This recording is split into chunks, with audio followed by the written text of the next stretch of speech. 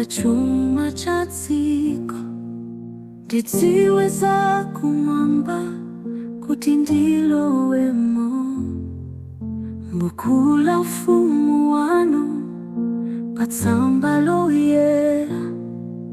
Ndiuzeni tu Yesu, kodi ndalembedwa, kodi ndalembedwa patsamba loyera, mbukula ufumu wanu kodi ndalembedwa. Mbuye zoyipa zanga zimaposa nchenga, koma Mwazi wa mtanda udzandisambitsa. Lonjezano linenena ngakhale zoyipa zikafira zidzayera ngati matalala. Kuli mzinda wokoma ndi nyumba zowala, anthu omboledwa fala zoyera.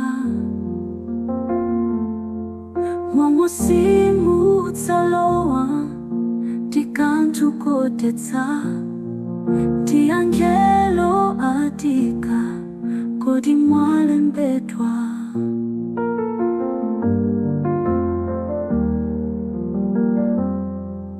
Mbuye zindizamala sachuma cha tsiko, ndidziwe za kumwamba kuti ndilowemo, mbukula ufumu wanu patsamba loyera.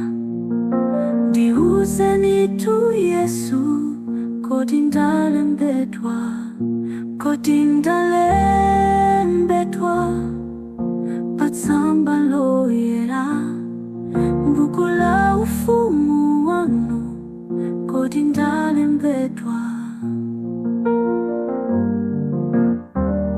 kodi ndalembedwa patsamba loyera, mbukula ufumu wanu kodi ndalembedwa.